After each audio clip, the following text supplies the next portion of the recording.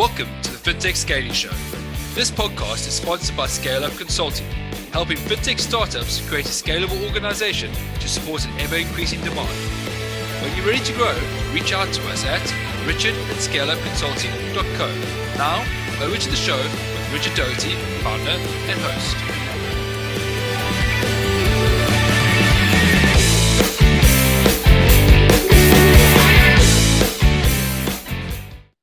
Hey, what's up, everyone, and welcome back to another episode of the Fintech Scaling Show, where we talk to executives, founders, and evangelists, and we get their insights and their inside stories as to not only how to scale up their business, but also scale up themselves, and in so doing, start living the life they want to live, right?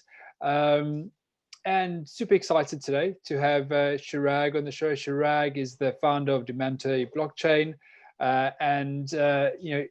It's a company and a person that is doing some cool stuff in the blockchain world. So super excited to dig deep into what you're doing in your journey, Chirag. Welcome. Thanks a lot. I have been looking forward to your show. Thanks a lot for inviting me to the show. Really appreciate it.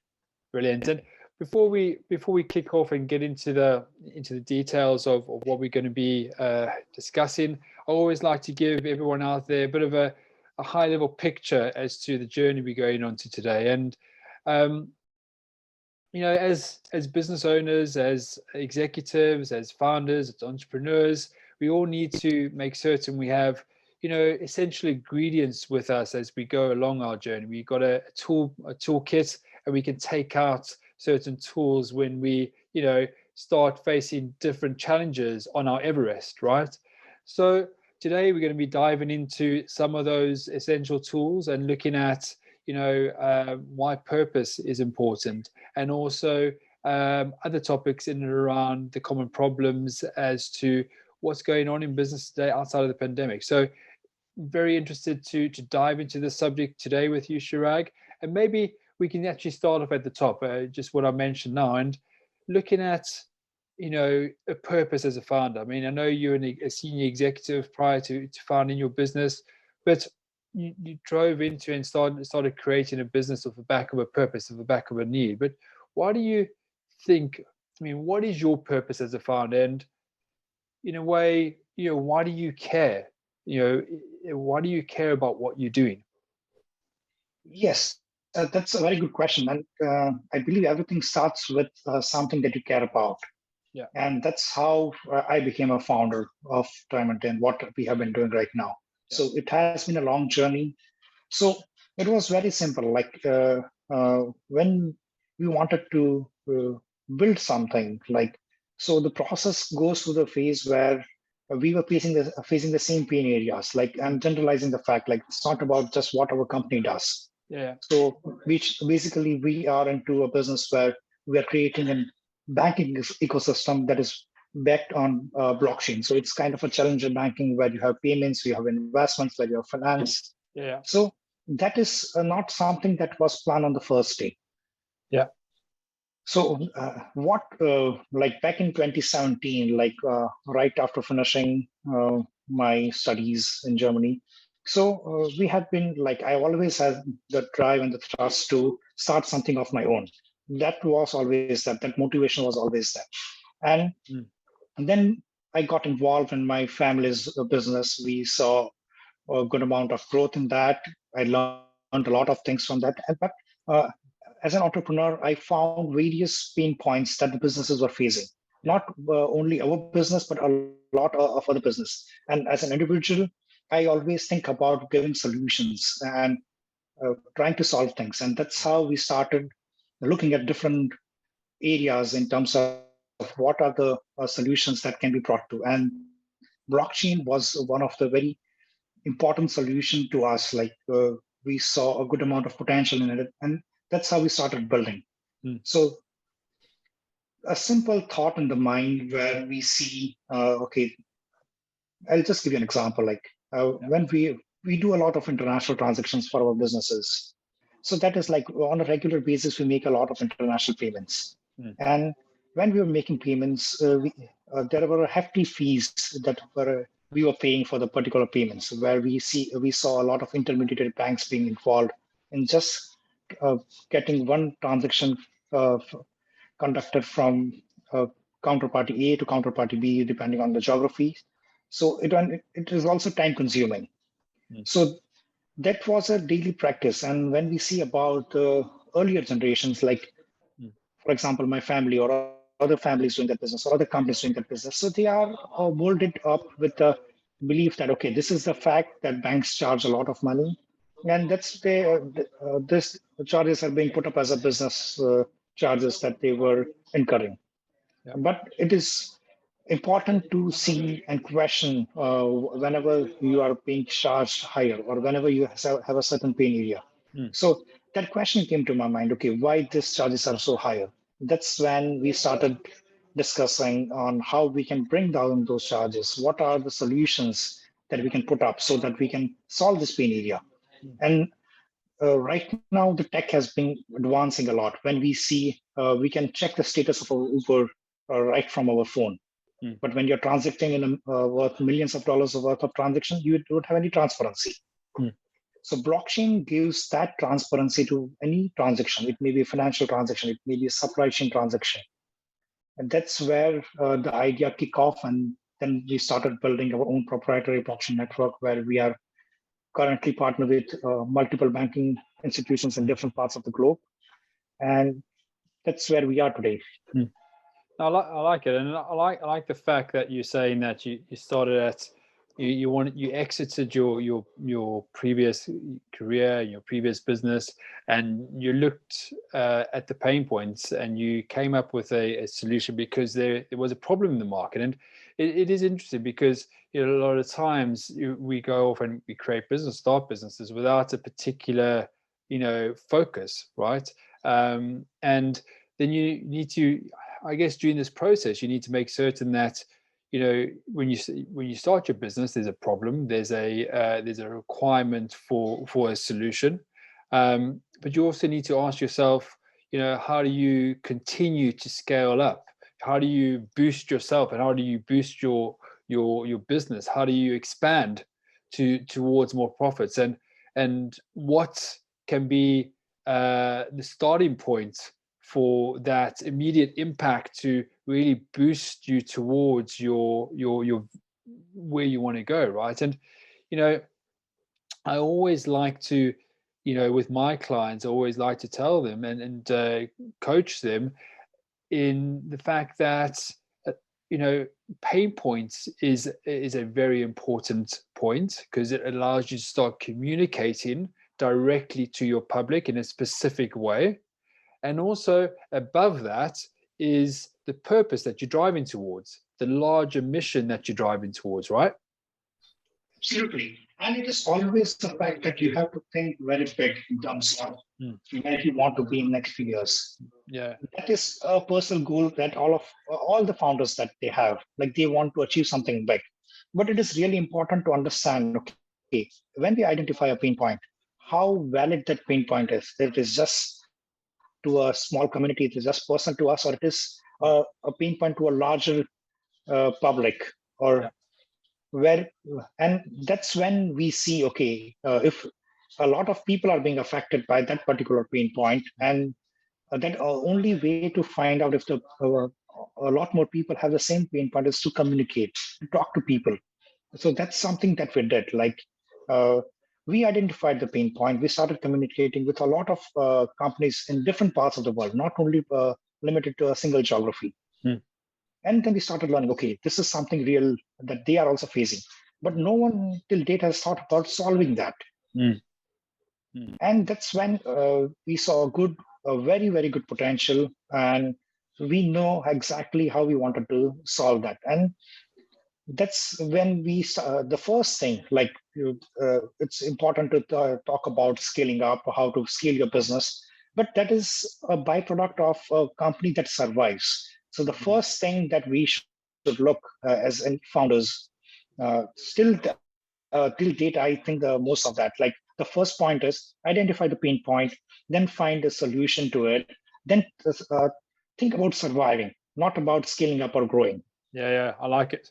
I like it because you're building gradiently towards where you want to go, and ultimately those pain points or that purpose that you're driving towards becomes the outcome of where you're going, right? It becomes the blood in your veins. You start driving towards it incrementally rather than throwing good money after bad.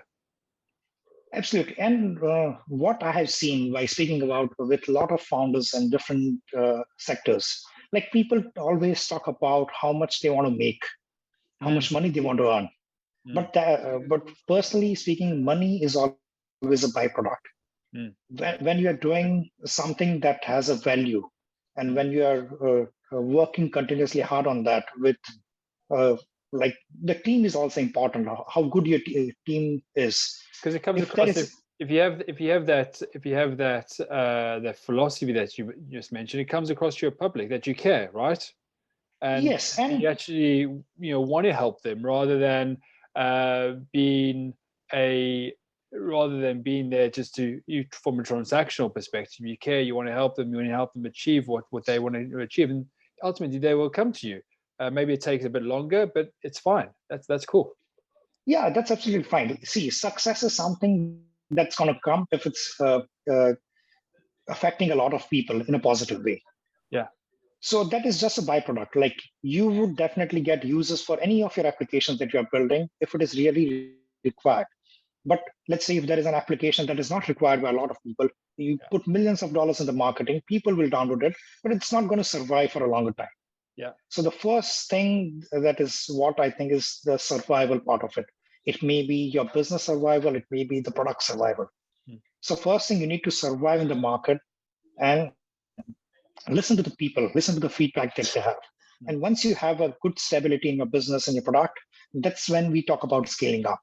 Yeah. So scaling up is something that takes a few years to reach to the point to just speak about scaling up or even think about scaling up. Right now, let's see, with my company, like we are almost 4 years old, more than 4 years old.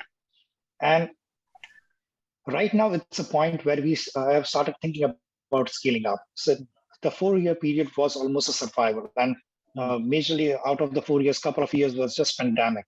And to have those kind of metal to survive in this pandemic when you are building something that is completely new to the world, and not a lot of people would accept it right away. Like when you talk about, I'll just talk about my business. Like if I want to onboard a single banking partner, because payments is a world that is highly regulated. Yeah. So to onboard a single banking partner, you have to go through a lot of pain in terms of the time and the efforts that you have to put. You have to showcase that, okay, that is something that is a value for them, the value for their customers. It's not about just myself creating something that will create value for myself. And when you have passed through all these things, and that definitely makes sure that, okay, you are going to achieve success in next few years. It may be a very big success, it may be a modest success, but success is something that would definitely come. And that's when you take your business intuitions and business expertise to scale up the business from, let's say, 10 to 50, 10, 50 to 100. But first, it's reaching the 10 is important. Yeah, I hear you. And it's a process, and you're learning during that process. And as part of this, I mean, what do you think are some of the common traps or the common problems that you see in business today, especially after the pandemic? What do you see as the pitfalls that are taking place? Honestly, pandemic has been a boon for a lot of businesses. Yeah. And we need to capitalize on it. Okay, pandemic is something that shouldn't happen to the world. It's a very bad thing that happened. Yeah. But post to it, most of the businesses have gone bullish. Yeah. And that is a boon to the human economy as well. Not talking about any particular geography or any particular country. Yeah. So people have understood, like, okay, what is the value of what they are purchasing? What is the value of what they are spending? And people have understand, okay, there is a different set of mindset right now a lot of people's mind that, okay, this is something I want, this is something I'll take, and this is something how I will spend my life, my money, and that makes a lot of difference. So pandemic, personally speaking, has been a boon to a lot of business, and particularly to our business as well. Like we face a lot of problems during the pandemic. But I am always a positive guy. I don't want to speak about the problems that were faced. Instead of that, I would like to speak about how we caught that opportunity so that we can scale, we can grow. Okay. So that is something very important for any business as well. Like right now, it is we are all into a pandemic world. We don't know when it's going to end, and it's not the first and the last thing. In next few years, we'll have something else that would affect our businesses. The economy would go down, but always it is important to stick to what you are doing. Exactly. Patience is the key. So, and that's my co-founder Dinesh Patel. Like I have learned it from him. He has almost 37 years of experience in the business in different geographies. So we stick to what we were doing in the bad times as well. So that resilience that we had is something that is very important, and that's why we are here today. Or else, if you keep switching to different businesses, or if you keep switching to something else, like I want to do this, but it's not going to get success, I'll do something else after a couple of years. But that is something that might work, but 99% of time it won't work. No, I definitely agree with that. But you do have to, as the market changes, we talk about the pandemic, you do have to be able to change your narrative sometimes, right? To take in the information as to what the market wants at a particular point in time, or what they need, or what their problem is. And how have, let's use the pandemic as an example. How have you been able to, change your narrative during the course of the pandemic? And maybe it's, it could be out to the public, i.e. marketing yourself, but it also could be a bit more, zoomed in and focused. It might be sales. How have you changed an internal division like sales and using Zoom meetings as channels to start selling? So it will be interesting to get your insights as to how you've done it over the course of quite a large shift and change in the way people work and live.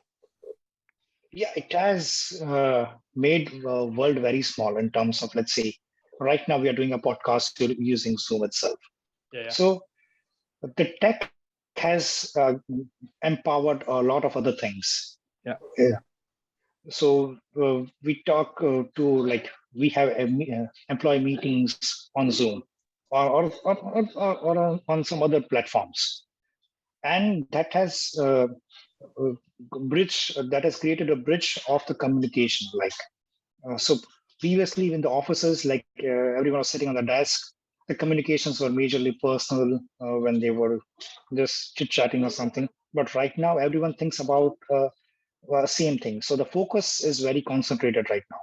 So everyone knows if I'm sitting in front of my system and if I have some queries, I can just get those resolved right away. And the productivity has increased a lot. So people have adapted to it. And adaptation is something that is very important. And it's pandemic is okay, people have adapted to it. But I believe that we have to keep on adapting at every single day.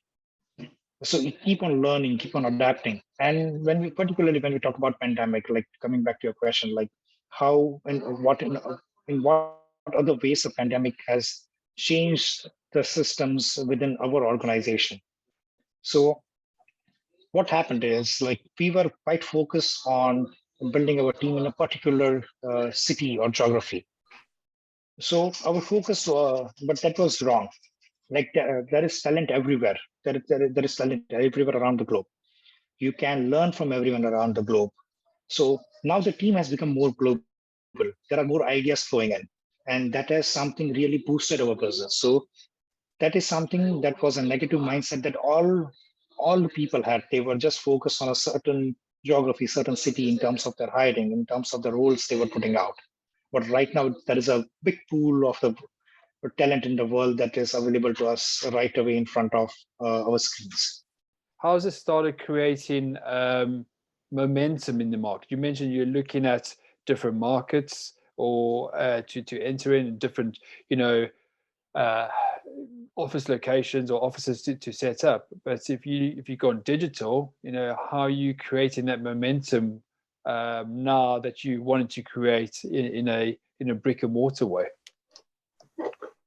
So it has completely shifted. Like we have team members from different parts of the world. So what happens is like when like every geography has certain empowerment in terms of how people think. So when the geography changes, the mindset of the people changes in the terms of the way they live, the way they express themselves. Yeah. And that depends a lot on the people what their background is, like from where they are coming. So that changes their mindset. Now, what happens is like the mindset of like people sitting in 5 or 7 different geographies is coming together in a single screen when they are interacting. So they are learning more in terms of how people are thinking.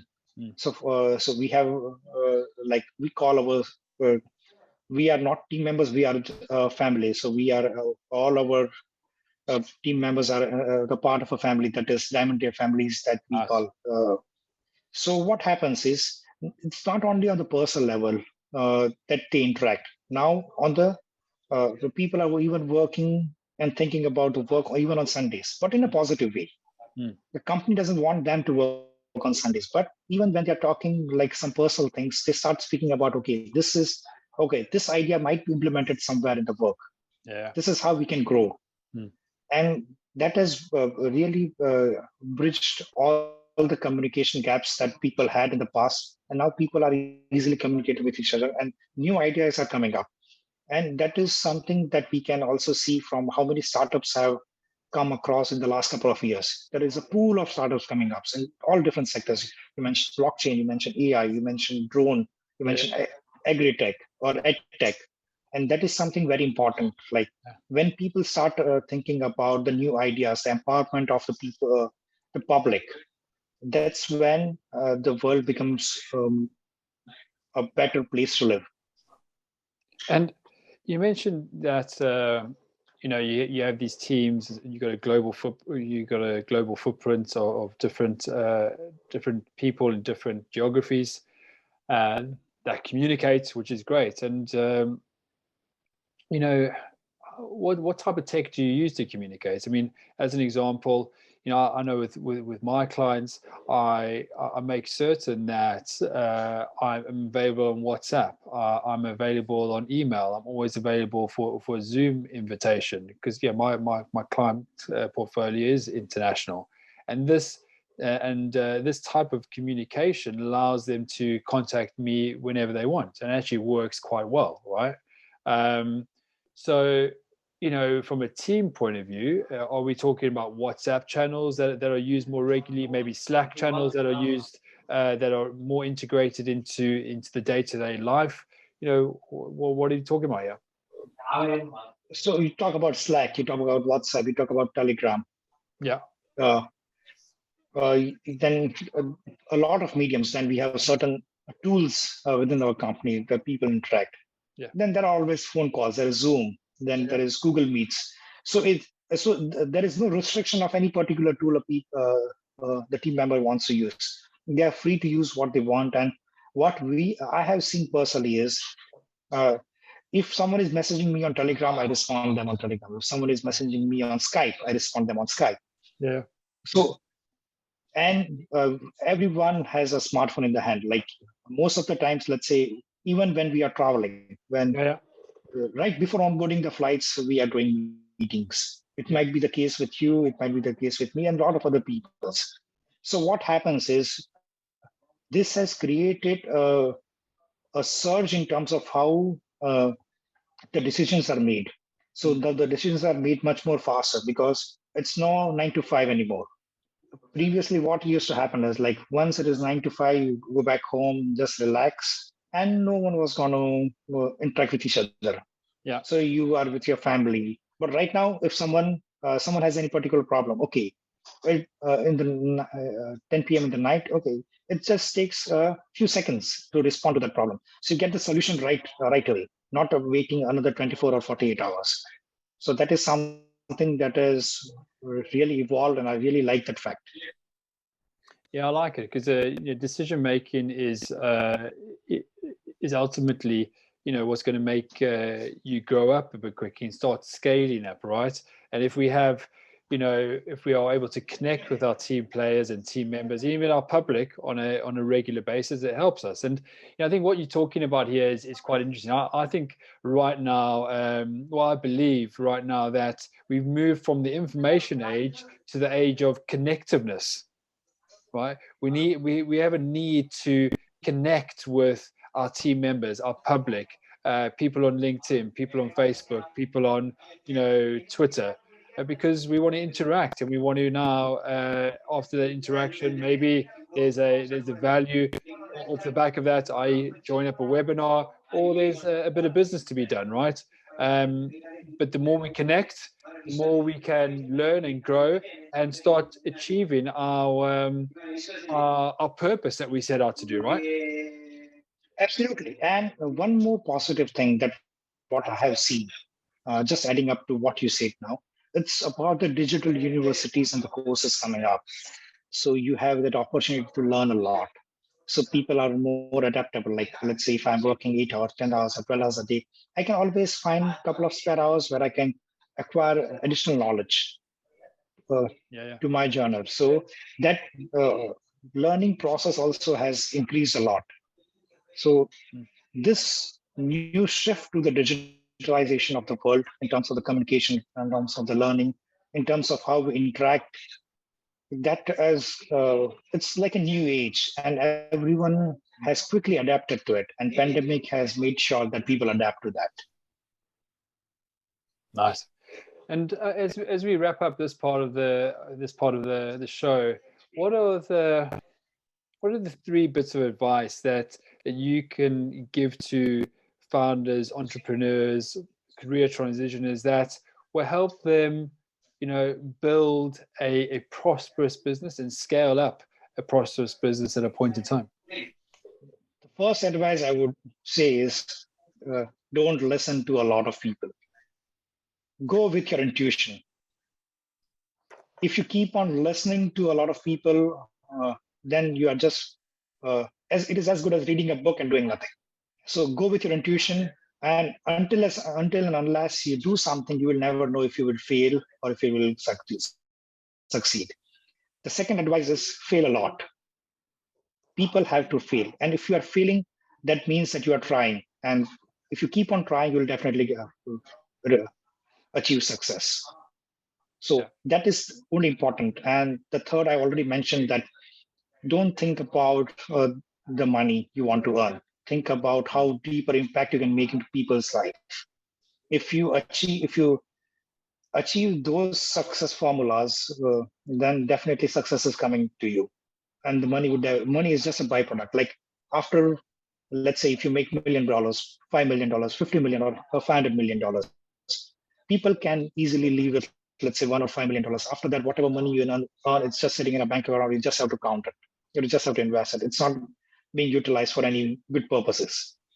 So don't focus on the money. So that's my advice. And if you don't focus on the money, definitely your mindset will change. And that's when you think about what to exactly do and what changes you need to bring. And if you keep running behind the money, you will never think about that. You just think about money. No, brilliant. Sage advice. Then it also allows you to break free and to live the life you want to live. Right? It's the care factor. I think that's what just to add to that, the care factor goes a long way. Because end of the day, Chirag, it's I'm sure you agree with me.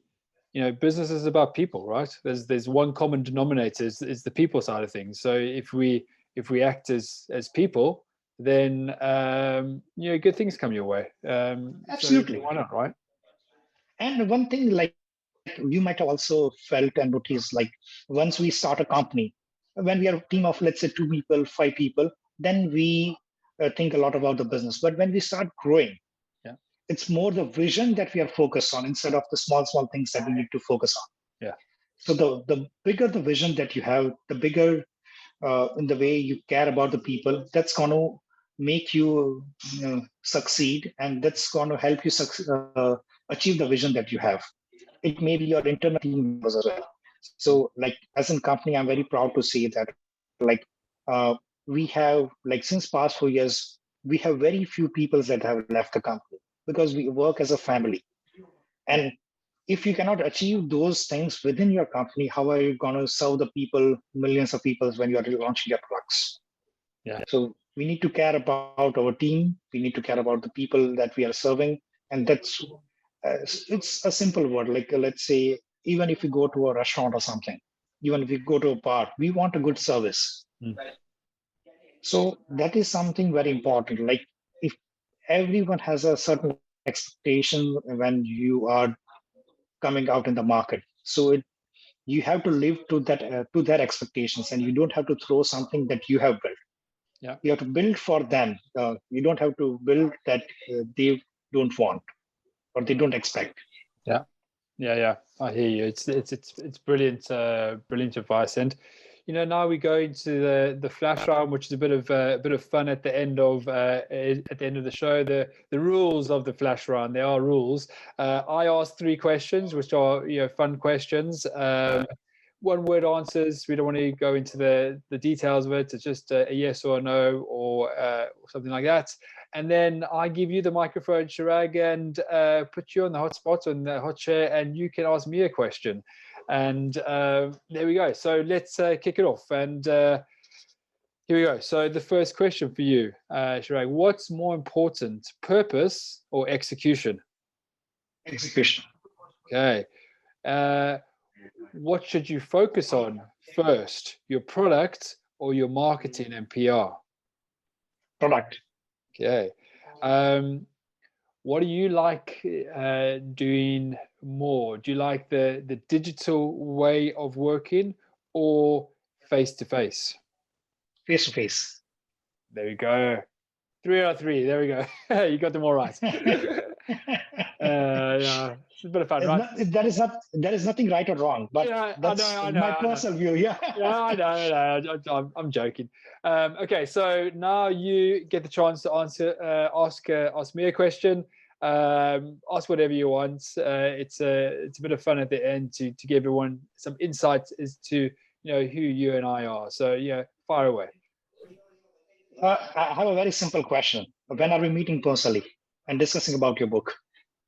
When are we meeting personally to discuss about my book? Well, we can meet. Yes. Yeah, we can meet. Right now in Mumbai. So let's organize the time. I'm up for it. I am definitely up for coming to Mumbai. Whenever we can do it. So let's do it. As simple as that. Yeah. And my book's out, as you mentioned. I am super keen to get you a copy and get your feedback on it. So let's do it. Simple as that. Yeah. See, I was a bit of smart. Like, instead of asking one question when you meet, I can ask you tens of questions at a time. Yeah. Ask me another one. Yeah. Okay. So that's it, and we wrap up on a fun note as always. And I think today's been a very interesting and important discussion to have, because as you start out in business, it is about building those building blocks. Make certain you focus on the elements and the components that allow you to build the foundations, and then you can start going into scaling mode and growing mode and expansion mode, right? And there's nuggets in the session on the podcast that allow you to focus on purpose, pain points, and also other areas as you build out your team. So super grateful and super happy that you came on the show today, Chirag. It's been awesome, and thanks so much. Thanks a lot for having me on the show, and I hope you invite me another time. Yeah, it was really fun. Definitely, you definitely invited back. And if any of the listeners want to get in touch with you, how can they get in touch? So they can reach out to me through my social medias, like as we discussed, Telegram channels, Telegram chat, Skype, Google Meet, Zoom. Everything is available on the website www.diamanteblockchain.com. So I'm always more or less 24/7 accessible.